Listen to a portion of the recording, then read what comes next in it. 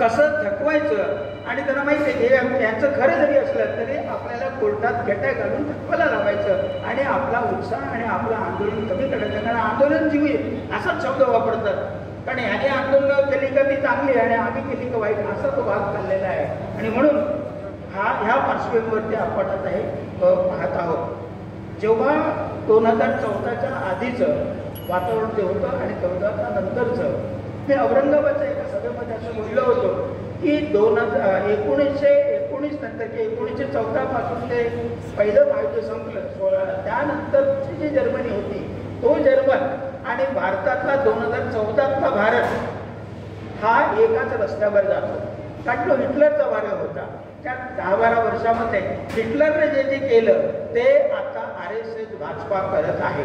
Number 1, काय काय केलं हिटलरनं? तर पहिला सेन्सॉरशिप लावले, आपलं काय म्हणतात अभिव्यक्ती स्वातंत्र्यावरती गदा आणण्याचं काम केलं, शाळेचा अभ्यासक्रम बदलण्याचं काम केलं, म्हणजे ट्रेड युनियनवरती बंदी आणण्याचं काम केलं. आणि सगळ्यात मोठं काम त्याने काय केलं होतं तर ज्यूजचा द्वेष निर्माण केला.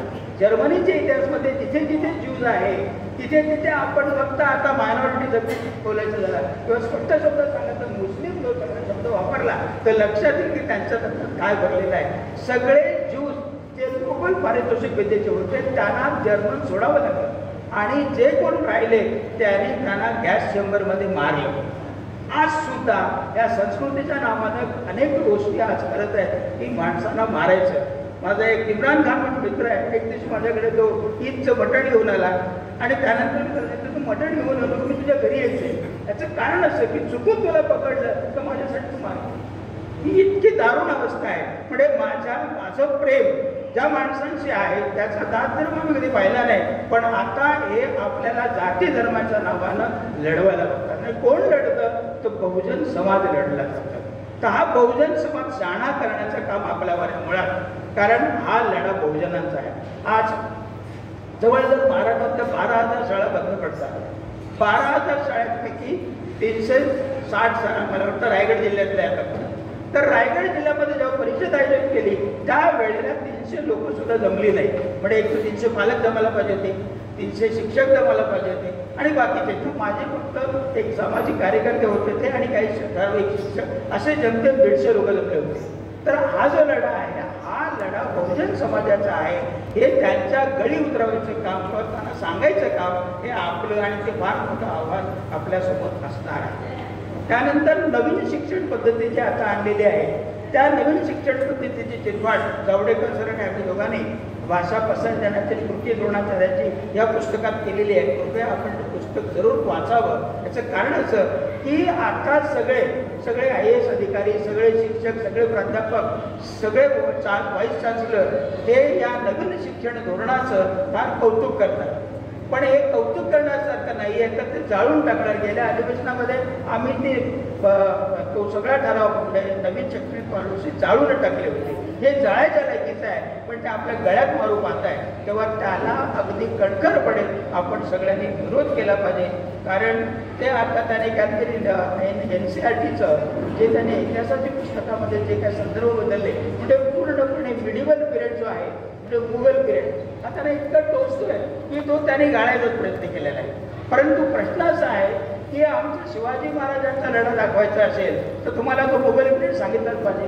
राणा प्रतापचा तुम्ही इतिहास सांगत असेल तो तुम्हाला मिडिवल पिरियड दाखवाच लागेल. पृथ्वीराज चव्हाण तुम्हाला सांगायचा असेल तर तो कसा चुकणार आहे. तेव्हा तुम्ही हे जे काय करतात ते त्यांनी करू नये पण ते करणारच. याच्यासाठी आपण काय याचा शोध असा घेतला पाहिजे की बाबा या मुघलांच्या दरबारात कोण नोकरीला होतं. तुम्हीच माणसं होती ना. तुमच्याच माणसं होते. पाटलाच्या मुलाला शिकूनच दिलं नाही. पाटील वगैरे शिकत नव्हता कारण तुमच्या मनुस्मृतीने शिकू दिले ते नंतर सांगतो मी तुम्हाला. पण ज्या मनुस्मृतीने आमचं शिक्षण नाकारलं, ज्या मनुस्मृतीने आमचं फक्त कौशल्यपणी ज्ञान मानलंच नाही आणि त्यावेळेला तुमचे वंशज तिथे होते. म्हणजे इंग्रज आले तेव्हा अनंत फडणवीस आंदोलन फर्नांडिस झाला समजलं की नाही. आणि मग त्याच वेळेला अशी परंपरा सगळे म्हणजे ॲडमिनिस्ट्रेशनमध्ये येत सगळे म्हणजे बाळासाहेब ठाकरेंच्या मुलाला उद्धव ठाकरेला घरात विरोध होते. तर पनवेलच्या एका सहभोजनामध्ये प्रबोधनकार ठाकरेंना पंक्तीला सगळ्यात शेवटी बसवलं. का तर कायस्थ प्रमुख ब्राह्मणांच्या पंक्तीला बसणार नाही. हे पण त्याच्या आठवणीच्या मध्ये लिहिलेलं आहे. आणि मग प्रबोधनाने जी काय प्रबोधन केली सगळी पुस्तकं लिहिली आणि ते जर त्या दोन्ही मुलांनी वाचलं तर खूप बरं होईल म्हणजे त्याच्यातली जी काही चिरपाड केलेली आहे त्यांनी धर्माची देवळं आणि देवळात सगळं ते काय सांगितलेलं आहे ते आता परत आपण सगळ्यांनी पुन्हा एकदा वाचून याला त्यांचा पाप त्यांच्या गळे उतरावं लागणार आहे की बाबा रे तुम्ही त्या वेळेला शासन करते होते आज सुद्धा शासनामध्ये हेच जास्त आहे तरी कुठे कुठे भारताने प्रगतीच्या गोष्टी करतात किती मोठा भ्रष्टाचार चाललेला आहे आता हे पवित्र पर्टल शिक्षकांचं काढलेलं आहे सर त्या पोर्टलवरनं जर शिक्षक नेमायचे असतील तर ते धातो बाजूला पण तुम्ही किती टेबलाखाला पैसे घेतात 12 लाख रुपयाची मागणी होती आज शिक्षकाकडे BA झालेल्या माणसाला आज 12 लाख रुपयाची मागणी केली जाते तेव्हा ते नोकरी मिळत नाही इथे बसलेल्या शिक्षकांना ते वास्तव माहिती असेल तेव्हा या सगळ्या नवीन नावाखाली याने जे काय चालवलेलं आहे ते उघड करण्याचं काम आणि त्यात फार मोठं चॅलेंज आपल्या समोर आहे म्हणून ही नवीन शैक्षणिक धोरण जे काय आणलेलं आहे त्याचं चिकित्सा आम्ही ज्या पद्धतीने केले ते आपण घराघरात पोहोचवलं पाहिजे दुसरं म्हणजे आता संविधानामध्ये बोलताना आम्ही लक्षात घ्या आपण आता सुरुवात खूप चांगली केली हे जे पिंपळाचं झाड आहे ते गौतम बुद्धाला एन्लाइटमेंट झाल्याचं झाड आहे त्याला जे बोधिसत्व प्राप्त झालं पण या पिंपळाच्या झाडावर सुद्धा लहानपणी आमच्या डोक्यात काय बसवलं ते पिंपळाच्या झाडाखाली जायचं त्याची मुंजा बसलेला असतो म्हणजे आम्ही कुठल्याही प्रकारचं गौतम बुद्धाने जे ज्ञानाचे महत्त्व सांगितलं ते ज्ञान तिथे मिळवलं त्याच्यानंतर त्यांनी ती करुणा सांगितली आणि ती सांगितले सरांनी प्लॅटोचं उदाहरण दिलं बघा तो ज्ञानी माणूस असला पाहिजे पण ज्ञानी माणूस माणसाकडे करुणा असली पाहिजे आणि करुणेबरोबर त्याच्याकडे शील असलं पाहिजे नाहीतर ज्ञानी हा जर शील नसेल तर मग त्या बलात्काराच्या घटना एखादा शिक्षक सुद्धा करतो त्याचं ते कारण आहे म्हणून या बुद्धिवृक्षाचं जास्त महत्त्व आपण आता पुन्हा एकदा अधोरेखित करण्याचं काम आपल्याला आलं आहे आणि म्हणून संविधानाचं जेव्हा झालं आपलं संविधान हे 1-2 दिवसात झालं नाही मेकिंग ऑफ द कॉन्स्टिट्यूशन हे पुस्तक वाचलं आपण तर आपल्या सगळ्यांच्या लक्षात येईल की अनेक प्रकारचे साधक बाधक चर्चा झाली आणि प्रत्येक शब्दावरती 81 शब्द कसे असले पाहिजे संविधानामधले सेक्युलरचं काय समाजवाद्याचं काय लोकशाही रिपब्लिक या सगळ्या गोष्टीचं संविधानामध्ये विचारपूर्वक मांडणी केली आणि ते प्रियांबलमध्ये आलं आणि ते प्रियांबल आज आम्ही रोज शाळेमध्ये बदलून घेतो त्याच्यामध्ये फार मोठा अर्थ दडलेला आहे हे आपण विद्यार्थ्यांना त्यांच्या समाजाला सुद्धा सांगण्याची गरज आहे आणि म्हणून आईने एक फार मोठा शब्द नंतर वाचवला की मनुस्मृती आणि मार्केट स्मृती हे 2 अतिशय मला भावलेले शब्द आहेत की मनुस्मृती का जाळली गेली आंबेडकरांनी तर मनुस्मृतीने बहुजन समाजाला ज्ञानाचा अधिकार नाकारलेला होता आणि मार्केट स्मृती जे आता आलेली आहे की ज्याच्याकडे पैसा असेल तोच शिकेल पैसा नसेल तर शिकता येणार नाही हे वास्तव आहे म्हणजे आता नर्सरी ज्युनियर कॉलेजच्या मुलांना सुद्धा 40,000 ते 50,000 फी द्यावी लागते शहरामध्ये जास्त द्यावं लागते मी माझ्या पनवेल त्या परिसरातलं उदाहरण सांगतो त्याचबरोबर संविधानाने दिलेला मला जो हक्क आहे मला बोलण्याचा अधिकार दिला आहे मला जगण्याचा अधिकार दिलेला आहे मला संघटना करण्याचा अधिकार दिला आहे हे संविधानाने दिलेले जेवढे काही अधिकार आहेत ते अधिकार घालवण्याचं काम ही आताची नवीन व्यवस्था करू पाहते म्हणून त्याला आपण विरोध केला पाहिजे त्याचबरोबरती आता जी मार्केट स्मृती आहे शिक्षण कोणाचं नाकारलं जाणार आहे शाळा कुठल्या बंद होत आहे याचा जर अभ्यास करूया या सगळ्या शाळा डोंगर दऱ्यात राहणार आहे त्यांनी उत्तर काय दिलं की या मुलांचं आम्ही समायोजन करा म्हणजे काय तर ही मुलं उचलून आम्ही कुठल्या तरी एखाद्या मध्यवर्ती शाळेमध्ये घेऊन जाऊ म्हणजे जी मुलं त्यांच्या घराजवळ शाळा आहे तिथे न जाता 5 किलोमीटर दूर जाणार आता 5 किलोमीटर दूर जाणार हे डोंगर त्यांना पाहिलेलंच नाही अजून सुद्धा तुम्ही डोंगरावर जर गेलात तर साधा रस्त्याने माझ्यासमोर जो कार्यकर्ता आहे ह्याने आज सुद्धा तो नुसत्या रस्त्यासाठी लढा लढतो की बाबा रे त्या वाड्या वस्तूंवरती कमीत कमी रस्ता तरी द्या तर ज्या गावात रस्ता नाही त्या गावात त्यांची बस जाईल या गावात त्यांची रिक्षा जाईल अशी अपेक्षा करूच नाही शकत आहे तिथे जाणं शक्य नाही आहे म्हणजेच काय तर ही मुलं नाईलाजाने शाळा सोडणार आणि जेव्हा असं म्हटलं जातं की जो शाळा बंद करतो तो तुरुंगाचे दरवाजे उघडतो म्हणजे त्याने गुन्हेगारी वाढणार त्याने दादागिरी वाढणार आणि हे का नको आहे तर हा बहुजनाचा सगळा वर्ग आज ह्यांना त्यांचा कच्चा माल आहे म्हणजे यांच्या आंदोलनाला कारण याला पैसे दिले याला देऊ खाऊ घातलं तर तो तिकडे जाणार आहे आणि म्हणून ह्याने ज्या सगळ्या आगी लावायच्या आणि परत कोणाचं देश लोकांनी शांत राहा तर ह्यानेच पेटवलेली माणसं ती त्यांनाच शांत करायला लागणार आहे. म्हणून ही जी काही भूतं उभी करतात जातीच्या नावानं धर्माच्या नावानं ती पहिली भूतं गाडली गेली पाहिजेत आणि तो लढा आपल्याला उभा करावा लागणार आहे. हे लक्षात घ्या. आपली संख्या जरूर कमी आहे पण तो विचारवंत असतो तो हजार जणांना भारी पडतोय तर आपला लढा विचाराने पुढे न्यायचा आहे. आपण हिंसक मार्गाने जाणारच नाही कारण आपण गांधीजीचा वारसदार आहोत, गांधीजी विचाराचे पुजारी आहोत. तेव्हा अशा तऱ्हेने पूजा करणाऱ्या माणसाने संविधानाची रक्षणाची भूमिका घेतली पाहिजे कारण संविधान हा आपला आत्मा आहे. संविधान आपल्याला जरूर देणार आहे. जर संविधान नसतात तर इथपर्यंत पाटलाचं पोरं बोलायला उठलं नसतं. फार महत्त्वाची गोष्ट आहे. म्हणून शिक्षणाचा अधिकार हा आपल्याला त्या वेळेला मिळतो की ज्या वेळेला घटनेने मला अधिकार दिलेला आहे. आणि म्हणूनच नवीन एज्युकेशन पॉलिसीमध्ये त्यांनी 6 ते 18 वयोगट मोफत मिळालं पाहिजे असं म्हणतात पण प्रत्यक्षात ते कसं बंद पडेल अशी व्यवस्था करतात. आणि म्हणून या उत्तप्पी धोरणाला आपण विरोध केला पाहिजे. त्याचबरोबर आता हे जे काय नवीन राजकारणाची त्यांची भूमिका आहे ती म्हणजे सगळी गोष्टी केंद्रीयकरण करतात. सगळ्या गोष्टीमध्ये सगळी आपल्या हातात आलं पाहिजे.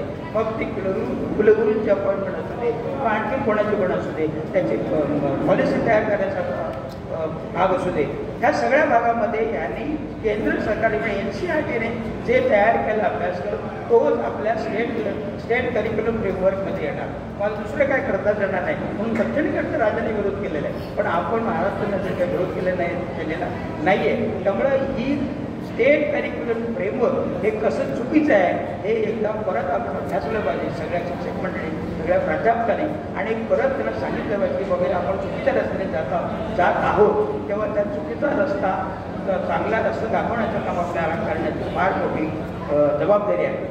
त्यानंतर मग असे तुम्ही सांगितलं की इतिहासावरती हल्ला यांचा चालू आहे तो ऐतिहासिक हल्ला एवढ्यासाठी आहे की मग असे सरांनी पण सांगितलं की धडकी सगळी उघडायची आणि शिवाजी महाराजांनी करायचं मरणोत्तर आपलं वेळे नसतं मेल्यानंतर आपलं कोणाचे वेळे नसतं ते शिवाजी महाराजांनी सांगितले. आणि म्हणूनच अफजलखानाचा वध जरूर केला पण वध झाल्या त्याची कवर पण किती प्रतापगडावरतीच बांधली त्याने दुसरीकडे बांधले नाही का त्या ध्येयाची विडंबना केली नाही बोललं. तेव्हा या दृष्टीने आपण विचार केला पाहिजे की मेल्यानंतर तरी आपण काय म्हणतात त्याला वैर ठेवलं नाही पाहिजे. परंतु ती माणसं इतकी नीच आहे की त्यांना मेल्याच्या धडकी जागी करायचं काम करतात तेव्हा त्याला पूर्ण शक्ती नसते आपण विरोध केला पाहिजे.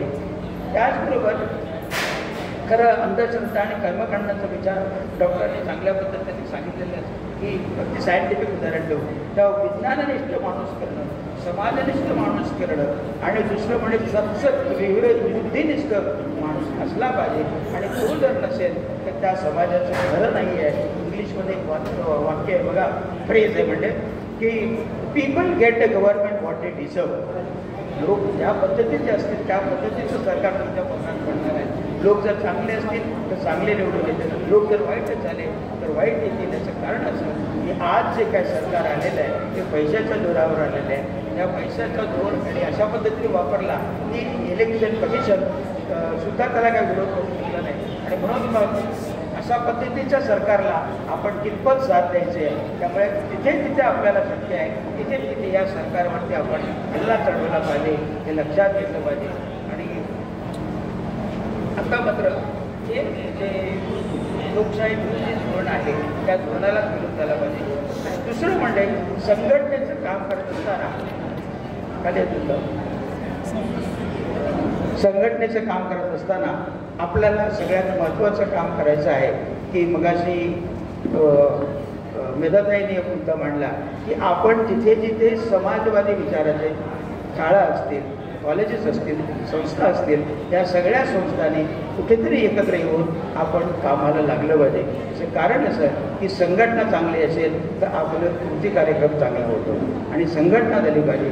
संघटनेबरोबर कार्यकर्ते चांगले असले पाहिजेत. कार्यकर्ते जर नसेल तर ती संघटना काम करणार नाही.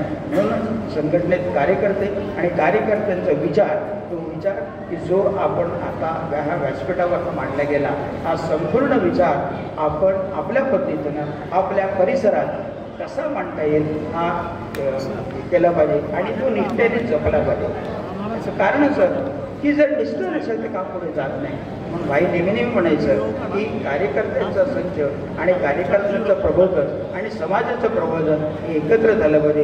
कार्यकर्त्यांचं प्रबोधन झालं नसेल तर समाजाला प्रबोधन आपण काय करणार, समाजाला कसं घडवणार, हा मोठा प्रश्न आपल्या पुढे असणार आहे. आणि म्हणूनच आता आपल्याला फार मोठं चॅलेंज असं आहे की विखुरलेले कार्यकर्ते पुन्हा एकदा एकत्र आणायचे आहे. त्याच्यासाठी वेगवेगळ्या प्रकारची शिबिरं आपल्याला घेणं आवश्यक आहे, वेगवेगळ्या प्रकारची आंदोलनं करावी लागणार आहेत, वेगवेगळ्या प्रकारचे अभ्यासवर्ग घेतले गेले पाहिजेत की जेणेकरून भाईने जी मांडणी केली, आपल्याला खरं म्हणजे भाईंचा विचार हा आपला थिंक टँक आहे. हा थिंक टँक जरी आपण जोपासला तरी फार मोठं कार्य आपल्या हातून उभं राहू शकतं. कारण आज समाजाला म्हणजे समाज जो इर्दगिर्द विखुरलेला आहे, त्या विखुरलेल्या समाजामध्ये तो उजव्या विचारांना बळी पडतो. ते जर टाळायचं असेल तर आपण आपली संघटना चांगल्या प्रकारे मजबूत करणं अतिशय आवश्यक आहे.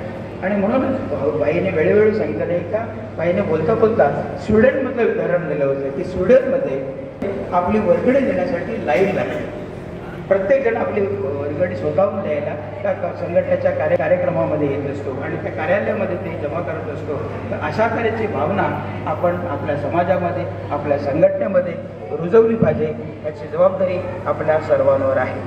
त्याचबरोबर जाता जाता जी आपल्या याची मूल्य सांगितली गेली तर बाई बोलता बोलता यात 4 गोष्टीवरती फार जोर द्यायचा. एक म्हणजे समाजवाद, दुसरं धर्मनिरपेक्षता, समता आणि बंधुता. आज बरेच जण समाजवादाबद्दल बोलायला विसरतात.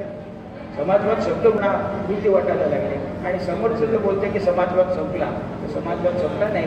जिथपर्यंत गरिबाचा विचार तर गरीब आहे त्या गरिबाला जागं करण्याचं काम, गरिबाला एकत्र करण्याचं काम, गरिबाला उभं करण्याचं काम आणि गरिबासाठी लढण्यासाठी माणसं आहे, तिथपर्यंत समाजवाद जिवंत असणार आहे. आणि धर्मनिरपेक्षता ही का आवश्यक आहे, जागोजागी आता धर्मांचं सोचाट मानलेलं आहे. धार्मिक आंदोलनं जी काय चालू आहेत ते धर्मांध लोकांचे आहेत. त्या धर्मांतापुढे आपल्याला धर्मरक्षितपणे ठामपणे उभं राहावं लागेल. ते ठामपणे उभं राहण्यासाठी बाईंची जरी पुस्तकं आपण तयार करून वाचली तरी खूप मोठं काम होईल. आणि ती वाचूनच आपण आपल्याला विद्वत्ता प्राप्त करण्याचा प्रयत्न करूया. आणि बरोबर समतेचे समता तर आपल्याला लढावीच लागणार आहे. आज जातीत नाही तर घराघरामध्ये माणसं फोडायचं काम या मंडळीने केले आहे. प्रत्येक घरात एक भाऊ दुसऱ्या भावामध्ये उभा असतो, प्रत्येक जात दुसऱ्या जातीविरुद्ध उभी केली जाते. म्हणजे नुसता हिंदू मुस्लिम लढा नाही आहे तर हिंदूमध्ये पण लढायला लावण्याचं काम यांनी केलेलं आहे.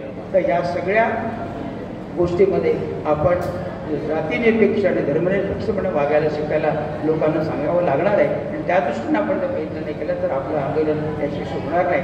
आणि बंधुता जी आहे तो तर आपला सगळ्यांचा आत्मा आहे आणि ह्या आत्म्यासाठी आपण जगलंच पाहिजे. आपला आत्माच जर मेला तर आपल्याला जगणं अशक्य होईल.